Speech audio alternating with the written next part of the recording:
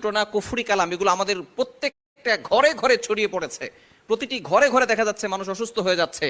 এই বদনজর, তারপরে জাদুটোনা, এগুলোর লক্ষণ হচ্ছে ঘরের ভিতরে শুধু অশান্তি হওয়া, একের পর এক অসুস্থ হয়ে যাওয়া। একবার মা অসুস্থ হয়, একবার বাবা অসুস্থ হয়, একবার ছেলে অসুস্থ হয়, একবার মেয়ে অসুস্থ হয়। এগুলো হচ্ছে জাদুটোনার লক্ষণ। এবং ব্যবসায় কোনো উন্নতি না হওয়া, স্বামী স্ত্রীর ভিতরে বারবার ঝগড়া লেগেই থাকা, স্বামী স্ত্রীকে দেখতে পারে না, স্ত্রী স্বামীকে দেখতে পারে না, বাবা সন্তানকে দেখতে পারে না, সন্তান বাবাকে দেখতে পারে না। এগুলো হচ্ছে সব জাদুটোনার লক্ষণ। মনে রাখবেন, নবীজি সাল্লাল্লাহু আলাইহি ওয়াসাল্লামকেও কিন্তু জাদু করা হয়েছিল, ব্ল্যাক ম্যাজিক করা হয়েছিল।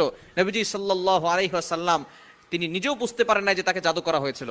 আল্লাহ পাক রব্বুল আলামিন ফেরেশতাদের মাধ্যমে জানিয়ে দিয়েছিলেন এবং দুইটা সূরা নাজিল করেছেন। সূরা পড়ে নবী সাল্লাল্লাহু আলাইহি ওয়াসাল্লাম যখন ফু দিয়েছেন, সাথে সাথে তিনি সুস্থ হয়েছেন। সুতরাং এগুলো কিন্তু দূরের লোকরা করে না, কাছের লোকরাই করে। আপনার চাচারা, চাচাতো ভাইরা, এরপরে কাছের লোক যারা আছে তারাই কিন্তু এই ধরনের সমস্যা করে। অনেক সময় দেখবেন মেয়ের বিয়ে হচ্ছে না, সবকিছু ঠিকঠাক, কথাবার্তা সবকিছু ক্লিয়ার, আগামীকাল বিয়ে, আজকে রাতে ফোন দিয়ে বলতেছে বিয়ে হবে না। এরকম করে অনেক মেয়ের বিয়ে হচ্ছে না। সুতরাং এগুলো হচ্ছে জাদুটোনার লক্ষণ।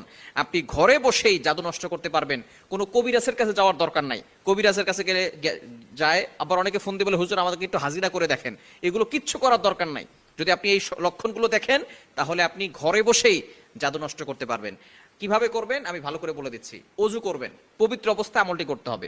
অজু করে আমলটি করার চেষ্টা করবেন, ইয়াকিনের সাথে আমল করবেন, আল্লাহর প্রতি বিশ্বাস রেখে আমল করবেন।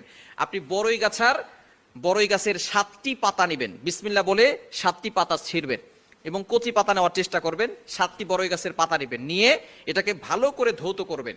ধৌত করে এরপরে এই পাতাটাকে ভালো করে আপনি পেস্ট বানাতে পারেন, অথবা এটাকে আপনি ব্লেন্ডার করতে পারেন। করে তারপরে আপনি সেটাকে ভালো করে ছেঁকে ওইখান থেকে যে পানিটা বের হবে, সেই পানিটা আপনি বড় একটা বালতির ভিতরে কিছু পানি নিয়ে পানিটা ঢালবেন। এরপরে সূরা ফাতিহা 7 বার পড়বেন, বিসমিল্লাহ সহকারে সূরা ফাতিহা 7 বার। এরপরে আয়াতুল কুরসি 7 বার, সূরা ইখলাস 7 বার, সূরা ফালাক 7 বার, সূরা নাস 7 বার।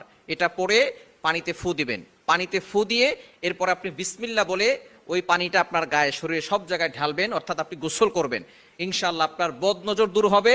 যদি কারো হিংসুক চোখ আপনার দিকে অ্যাটাক করে, সেই হিংসামি দূর হয়ে যাবে এবং জাদুটোনা থাকলে সেটা কেটে যাবে ইনশাআল্লাহ। আপনি যদি এই আমলটা এখানে সাথে করতে পারেন, একদিন করলে দেখবেন আপনি সুস্থ হয়ে যাচ্ছেন।